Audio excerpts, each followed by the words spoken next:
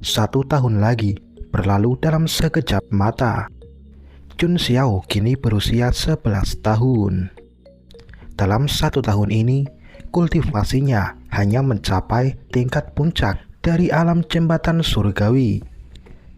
Alasannya adalah karena Chun Xiao lebih fokus mengembangkan teknik bela dirinya daripada kultivasinya.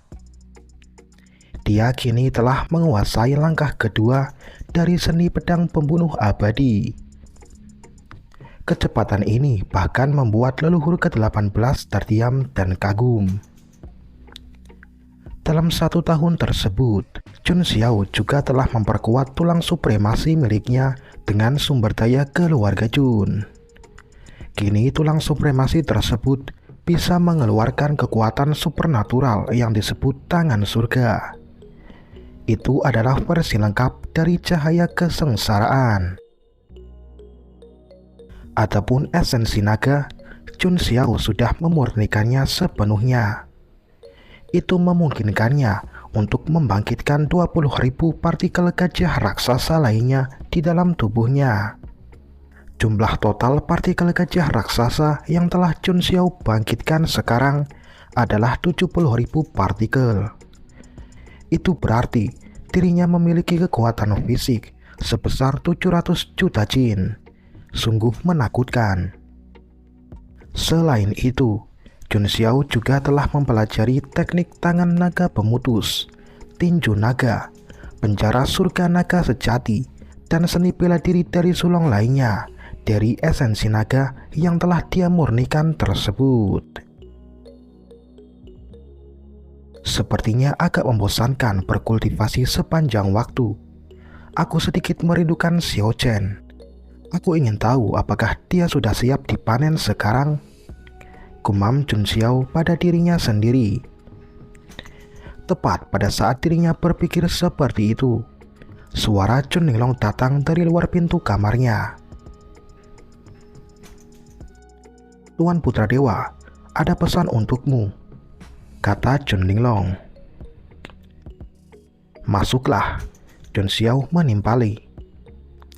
Setelah itu, Chun Linglong pun masuk dan mengeluarkan slip giok komunikasi keluarga Chun. "Tuan Putra Dewa, ini pesan dari Tuan Muda Zheng Jian," kata Chun Linglong. Chun Xiao sedikit bingung siapa Tuan Muda Zheng Jian ini, tapi akhirnya dia ingat sosok dengan alis tebal dan rambut merah yang pernah bertarung melawannya saat itu. "Mengapa saudara Zheng Jian ini mencariku?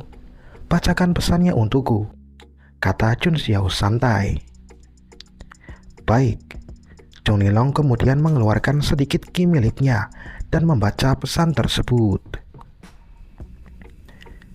"Tuan Putra Dewa, sebuah penglihatan telah muncul di dekat kota Nantian dan ada aura supreme sejati di sana. Jika tidak ada kecelakaan, itu seharusnya kelahiran harta rahasia Yuan Tian Supreme.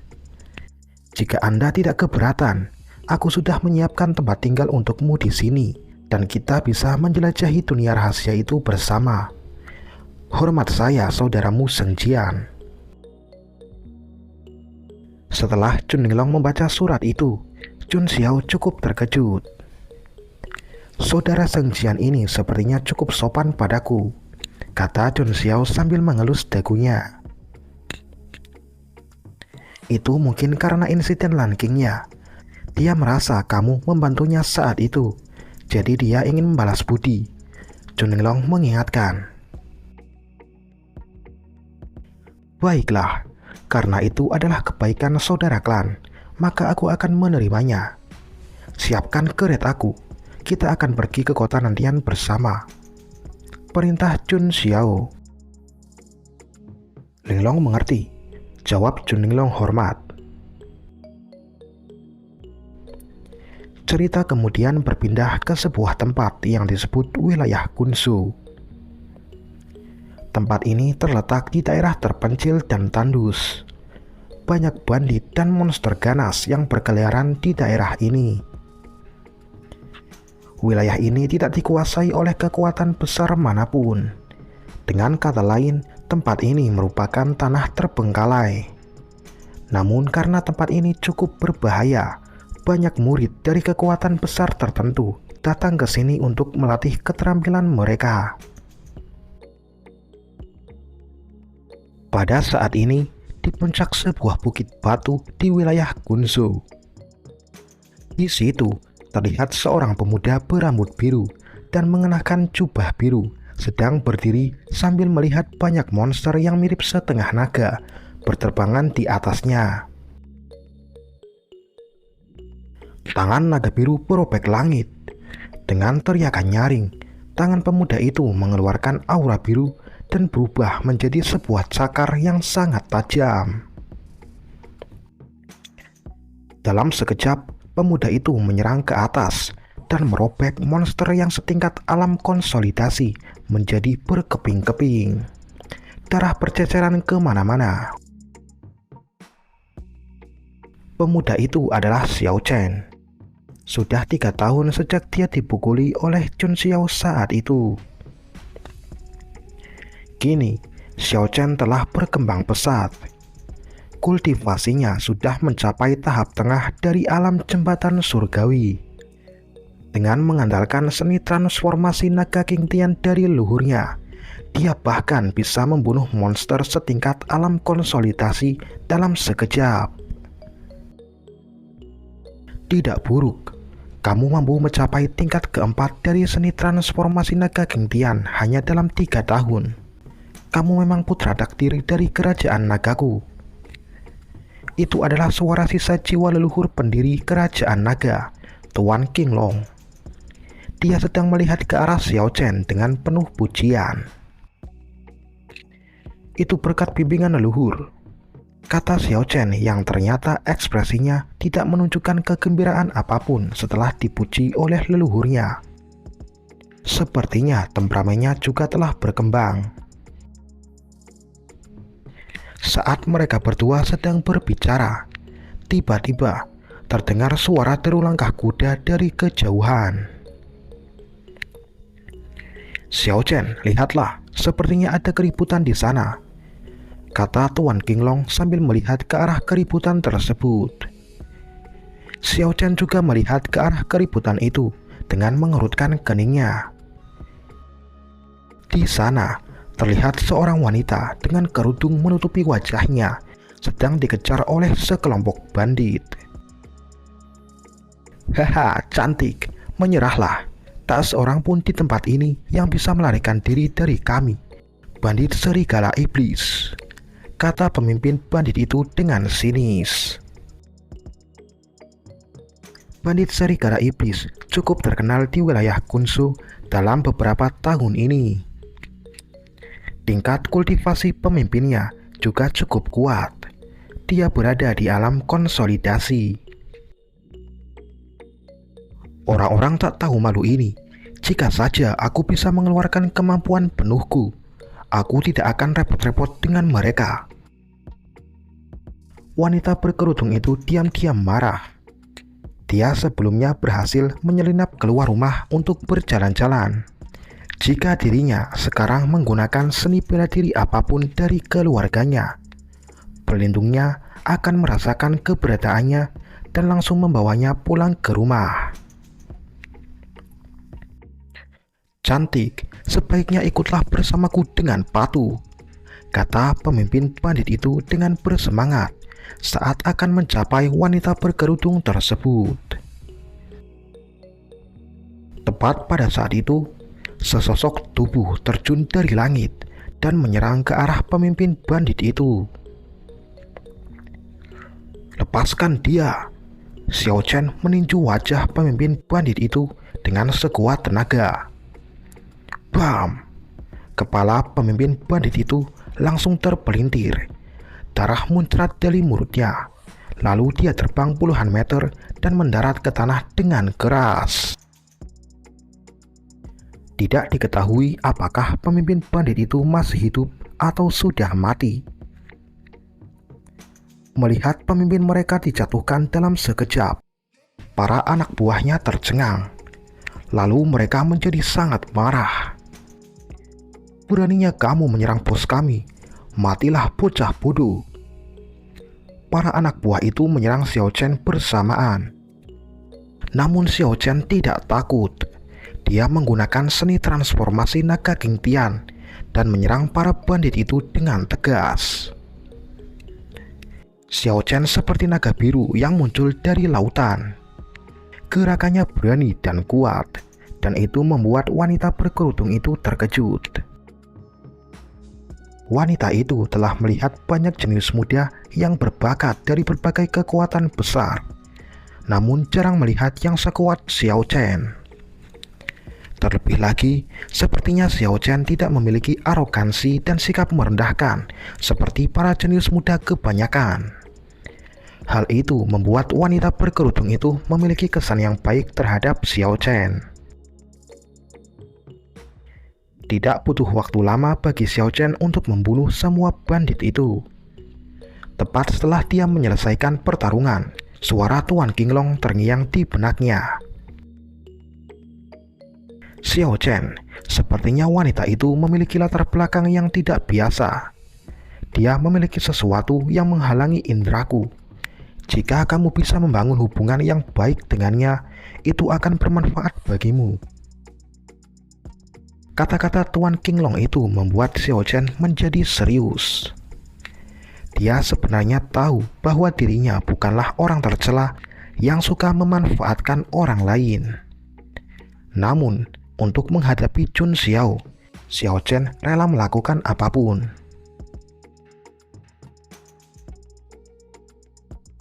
"Nona, apakah kamu terluka?" kata Xiao Chen. Meskipun wanita itu tertutup kerudung yang menghalangi orang melihat wajahnya, tapi dengan sekali pandang, orang akan tahu bahwa dia adalah kecantikan yang tiada taranya. Hal ini membuat Xiao Chen semakin bertekad untuk memberikan kesan yang baik pada wanita tersebut. "Siapa kamu?" kata wanita berkerudung itu. "Aku Xiao Chen dari Kerajaan Naga. Jika Nona ingin berlatih di Gunsu, kamu bisa pergi ke pegunungan di Tenggara. Ada semua jenis monster di sana. Mereka lebih mudah ditangani daripada para bandit di sini. Oh iya, aku lupa. Bolehkah aku tahu namamu?" kata Xiao Chen dengan ramah. "Jadi dia adalah pangeran tertua Kerajaan Naga," gumam wanita berkerudung itu pada dirinya sendiri. Dia tahu bahwa Kerajaan Naga merupakan salah satu dari 4 kerajaan binatang suci yang merupakan kekuatan kelas 1. Namun, dibandingkan dengan kekuatan di belakangnya, yaitu dinasti Dewa Panwu, itu sama sekali tidak bisa dibandingkan. "Aku Wu Mingyue. Terima kasih Tuan Muda atas bantuannya," kata wanita itu sambil tersenyum. Selanjutnya mereka berdua memutuskan untuk pergi dan berlatih membunuh monster bersama. Hubungan mereka pun semakin dekat. Dari cara mereka berbicara satu sama lain, mereka sepertinya sudah menjadi teman dekat. Xiao Chen yang memiliki keberuntungan yang tinggi juga sangat beruntung jika menyangkut seorang wanita. Bahkan Tuan Qinglong hanya bisa menghela napas saat melihat itu. Setelah sepanjang hari pergi bersama, di malam harinya, Xiao Chen sedang memanggang daging di atas api unggun dengan Mingyue di sampingnya. "Mingyue, ini untukmu." Xiao Chen memberikan daging panggang itu setelah matang sepenuhnya. Mingyue mengambil daging panggang itu dan membuka kerudung yang menutupi wajahnya. Dalam sekejap, sosok cantik seperti dewi yang turun dari langit memasuki pandangan Xiao Chen. Xiao Chen terpana saat melihat sosok cantik wanita di depannya itu. Wajahnya menjadi merah. Dia tidak bisa mengalihkan pandangannya untuk beberapa saat. "Apa yang kamu lihat?" kata Mingyue sambil menutup mulutnya. Dia juga sedikit tersipu saat melihat Xiao Chen terus menatapnya. Meskipun menurutnya Xiao Chen tidak memiliki keunggulan apapun dari segi latar belakang maupun penampilannya, namun dibandingkan jenius muda yang pernah Ming Yue temui, dia lebih menyukai kepribadian Xiao Chen yang jujur dan sederhana. Saat melihat senyuman wanita di depannya, jantung Xiao Chen berdebar kencang. Meskipun Bayu Er, wanita tak tahu malu itu meninggalkanku, tapi sekarang aku bertemu seseorang yang bahkan lebih baik darinya. Apakah ini takdir? Pikir Xiao Chen di dalam hatinya. Dia semakin bertekad untuk memenangkan hati Ming Yue. Lalu Xiao Chen sengaja menghela napas dan ekspresinya menjadi suram. "Ada apa, Xiao Chen?" tanya Ming Yue saat menyadari ekspresi Xiao Chen menjadi tidak benar. "Tidak ada, aku hanya memikirkan mantan tunanganku," kata Xiao Chen sambil menghela napas dalam-dalam, seolah dirinya adalah pria sejati yang telah dikhianati oleh tunangannya. Selanjutnya, Xiao Chen mulai menceritakan kisah hidupnya dengan beberapa hiasan tambahan. Ia sangat mencintai Bayu Er, tapi Bayu Er mengkhianatinya dan melemparkan dirinya ke pelukan musuhnya. Dia lalu pergi ke rumah musuhnya untuk meminta penjelasan, tapi karena latar belakang musuhnya sangat kuat, dia malah ditindas dan pada akhirnya semua meridiannya hancur. Setelah itu dirinya terus berlatih mati-matian untuk membalas dendam. Itu seperti kisah seorang pahlawan dalam sebuah novel. Mendengar cerita Xiao Chen itu, Ming Yue menjadi marah. "Mereka sangat tidak masuk akal. Siapa pemuda yang menindasmu dan berselingkuh dengan tunanganmu itu? Katakan padaku, aku akan membantumu mencari keadilan," kata Ming Yue sambil meninggikan nada bicaranya. Meskipun Xiao Chen telah mendengar dari Tuan Qinglong bahwa latar belakang wanita di depannya tidak biasa, tapi dia tidak mau mengatakan identitas Chun Xiao secara langsung. Sebaliknya, dia malah berkata dengan tegas, "Tidak perlu, aku akan membalas mereka sendiri. Aku tidak akan mengandalkan orang lain." Kata-kata Xiao Chen itu membuat Ming Yue semakin kagum. Hal itu membuatnya semakin bertekad untuk membantu Xiao Chen. "Xiao Chen, mulai sekarang urusanmu adalah urusanku juga. Tidak peduli apa latar belakang musuhmu itu, aku tidak takut. Jika dia berani menggunakan kekuatan di belakangnya untuk menindas orang lain, maka aku, Wu Ming Yue, pasti akan membuatnya menyesali hidupnya," kata Ming Yue dengan nada yang menunjukkan kebangsawanan dan dominasinya. Dia adalah putri tertua dari dinasti Dewa Panwu. Ming Yue yakin, apapun latar belakang musuh Xiao Chen itu, dia hanya bisa tunduk di hadapan dinasti Dewa Panwu di belakangnya. Mendengar perkataan Ming Yue, Xiao Chen menjadi bersemangat, tapi dia tetap menunjukkan senyuman ramah di luar. "Terima kasih banyak Ming Yue, ayo kita makan dulu," kata Xiao Chen. Di dalam hatinya dia berpikir, "Chun Xiao, mari kita lihat berapa lama lagi kamu bisa tetap sombong." Sementara itu, di dalam sebuah kereta terbang, Chun Xiao bersin. "Apa kamu baik-baik saja, Tuan Muda?" kata Chun Linglong yang merasa prihatin. "Tidak apa-apa. Sepertinya ada yang berkomplot melawanku di belakangku," kata Chun Xiao sambil mengusap hidungnya. Mereka berdua sekarang ada di langit kota Nantian yang berada di wilayah sekte surgawi Daoji. Ini merupakan kota yang paling dekat dengan munculnya harta rahasia Yuan-Tian Supreme. Setelah beberapa saat, mereka pun mendarat. Di sana, Chun Shengjian dan Chun Sui Huang serta para tokoh dari sekte surgawi Daoji telah menunggu kedatangan mereka. Setelah itu, Chun Xiao pun keluar dari kereta dan berjalan dengan langkah anggun. "Sepertinya cukup ramai di sini," kata Chun Xiao sambil tersenyum. Chun Shengjian buru-buru menangkupkan tangannya dan membungkuk. Chun Sui Huang dan para tokoh dari sekte surgawi Daoji juga melakukan hal yang sama. "Salam Tuan Putra Dewa," kata Chun Shengjian. Alisnya tebal, sepertinya dia adalah Chun Shengjian, gumam Chun Xiao di dalam hatinya. "Tidak perlu sopan, kakak. Kita adalah saudara dari keluarga yang sama.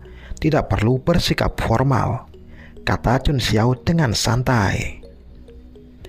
Mendengar itu, Chun Shengjian menjadi tersanjung. Dia menatap Chun Xiao dengan mata berkaca-kaca.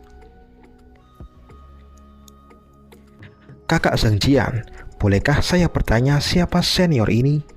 tanya Chun Xiao sambil melihat ke arah orang tua yang memimpin orang-orang dari sekte surgawi Daoji. Meskipun orang tua itu juga pergi ke perjamuan 10 tahun Chun Xiao saat itu dan banyak memujinya, tapi Chun Xiao tidak terlalu mengingatnya. "Saya Taois tua dari sekte surgawi Daoji. Tuan Putra Dewa dari keluarga Chun datang ke sini secara langsung. Ini merupakan suatu kehormatan bagi sekte surgawi Daojiku," kata orang tua itu dengan sopan. Dia tidak merasa marah karena Chun Xiao tidak mengingatnya. Mendengar itu, Chun Xiao merasa sedikit terkejut. Dia pernah mendengar bahwa Taois tua di depannya ini statusnya bahkan lebih tinggi dari pemimpin sekte sendiri. "Maaf merepotkanmu senior, karena menyambutku secara pribadi. Ini suatu kehormatan bagiku," kata Chun Xiao sambil menangkupkan tangannya. "Tuan Putra Dewa tidak perlu sopan. Taois tua ini sudah menyiapkan tempat tinggal untukmu. Silahkan lewat sini," kata Taois tua itu sambil tersenyum. Kemudian mereka semua berjalan menuju tempat yang telah disiapkan Taois tua dari sekte surgawi Daoji itu dengan langkah santai. Berita tentang kedatangan putra dewa dari keluarga Chun telah menyebar ke seluruh wilayah sekte surgawi Daoji. Banyak tokoh generasi tua maupun muda datang untuk melihat seperti apa sosok legendaris keluarga Chun yang terkenal dalam beberapa tahun terakhir ini. Banyak putri kebanggaan, orang suci, dan para kultivator wanita yang terpesona oleh ketampanan Chun Xiao. Mereka berteriak seperti penggemar berat yang mengejar seorang selebriti dalam kehidupan Chun Xiao sebelumnya. Chun Xiao merasa tidak berdaya saat mendengar teriakan penggemar fanatiknya itu. Chun Shengjian dan Chun Sui Huang juga tidak berani mengatakan sepatah kata pun. Untuk memecah kecanggungan, Chun Xiao berbicara terlebih dahulu. "Kakak Shengjian, siapa orang-orang dari keluarga Chun kita yang datang kali ini?" tanya Chun Xiao. "Selain kamu, aku dan saudari Sui Huang, ada juga saudara Wan Jie. Dia juga telah mendapatkan token Yuan-Tian Supreme," jawab Chun Shengjian. "Siapa saudara Wan Jie ini?" tanya Chun Xiao yang merasa sedikit bingung. "Dia adalah urutan kelima dari keluarga Chun kita. Dia juga hadir di perjamuan 10 tahunmu saat itu.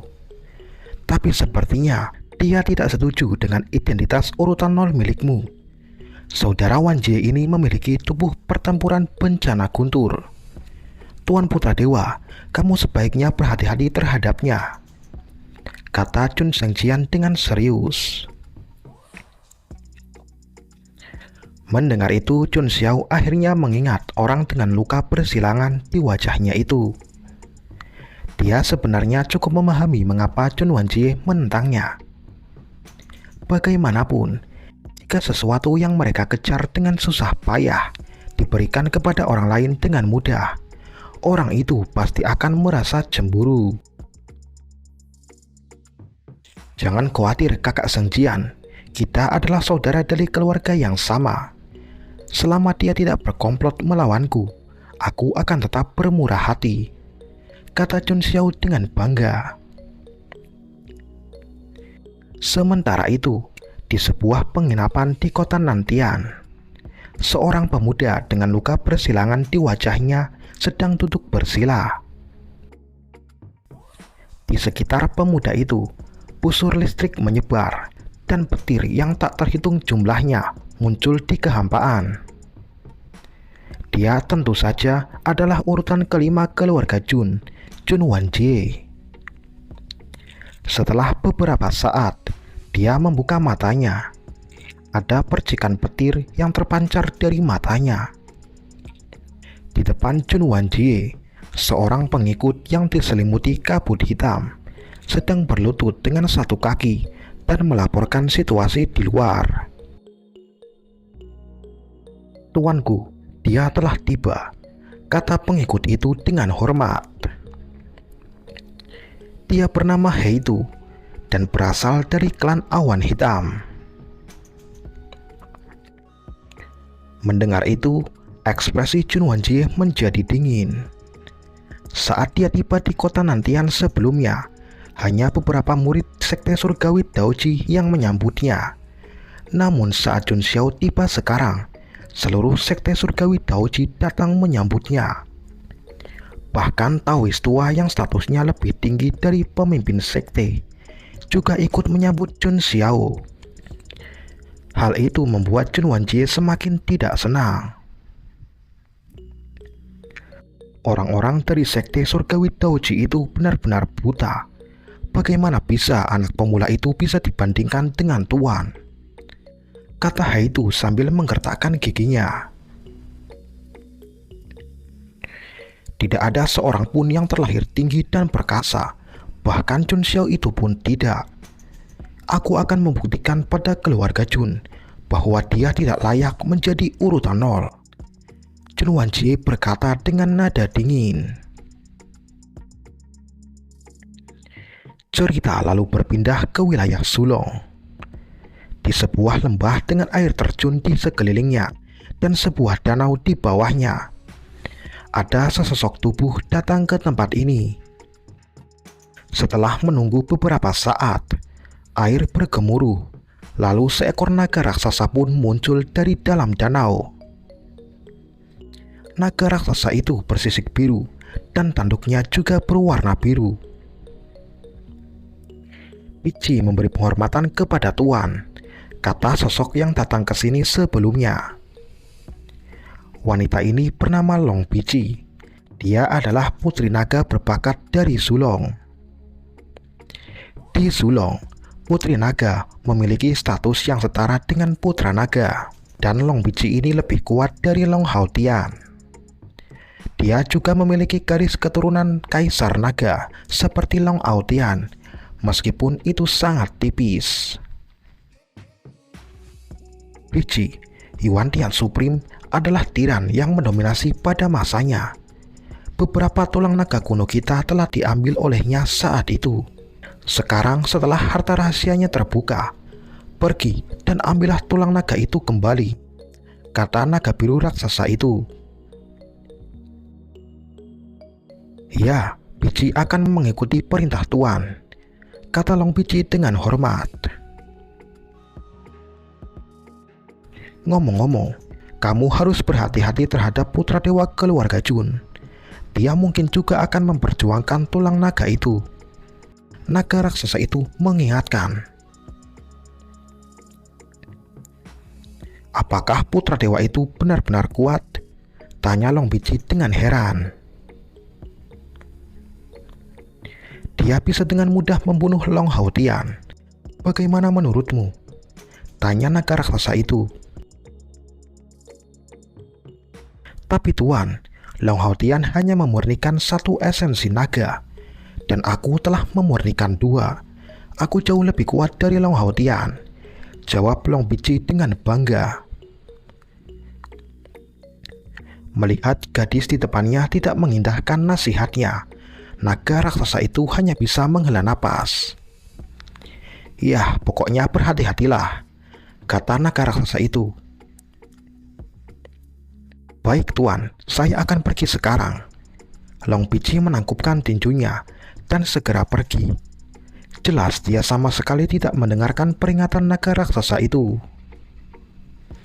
Setelah Long Bichi pergi, naga raksasa itu menghela napas lagi. Dulu ada keturunan istri pertama kaisar kuno klan naga biru yang tersegel di sumber ilahi. Sekarang dia telah hilang. Teknik transformasi naga Qingtian yang lengkap juga telah hilang. Jika kita dapat menemukan keturunan dari istri pertama kaisar kuno klan naga biru dan membiarkannya membuka segelnya, kita akan memiliki keberadaan berbakat lain seperti Long Haotian itu. Sungguh disayangkan, gumam naga raksasa itu dengan frustasi. Cerita lalu berpindah lagi ke perbatasan wilayah Gunshu. Xiao Chen dan Meng Yue ada di tempat ini. Xiao Chen sendiri telah mengetahui bahwa harta rahasia Yuantian Supreme telah muncul di dekat kota Nantian. Tuan Qinglong juga telah memberitahunya bahwa dia harus mendapatkan tulang naga kuno di sana. Oleh karena itu, Xiao Chen berniat meninggalkan wilayah Gunshu dan pergi menuju harta rahasia Yuantian Supreme berada. Apakah kamu akan pergi? Tanya Meng Yue. Ya, harta rahasia Yuantian Supreme telah muncul ke dunia. Aku harus mencari beberapa peluang di sana, kata Xiao Chen dengan lembut. Selama periode waktu ini, meskipun mereka berdua tidak melakukan kontak yang berlebihan, tapi hubungan mereka semakin harmonis. Xiao Chen sekarang tahu identitas sebenarnya Meng Yue. Dia adalah putri tertua dari dinasti Dewa Panwu. Alasan mengapa dia melarikan diri dari rumah adalah karena dia menolak perjodohan yang diberikan oleh orang tuanya kepadanya. Kalau begitu berhati-hatilah, kata Meng Yue sambil tersenyum.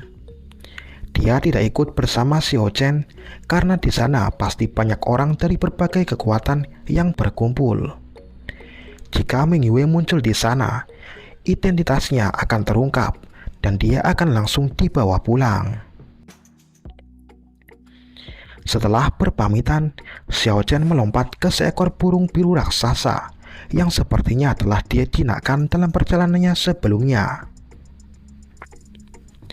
Sebelum benar-benar pergi, Xiao Chen berteriak, Meng Yue, suatu hari nanti aku akan pergi ke dinasti Dewa Panwu untuk menikahimu. Aku, Xiao Chen, akan selalu menepati janjiku. Mendengar itu, wajah Meng Yue memerah. Dia bergumam di dalam hatinya. Omong kosong apa yang dibicarakan anak ini? Namun Meng Yue sebenarnya mengerti bahwa meskipun Xiao Chen kuat, dia bukanlah tandingannya. Tidak mungkin dinasti Dewa Panwu akan mengizinkannya menikahinya. Tapi meskipun dia tidak bisa pergi bersama Xiao Chen, Meng Yue berniat mengikutinya dari kegelapan. Dia memiliki firasat samar bahwa perjalanan Xiao Chen ke harta rahasia Yuantian Supreme kali ini akan sangat berbahaya. Jika Xiao Chen dalam bahaya kematian, siapapun musuhnya, dia pasti akan menyelamatkannya.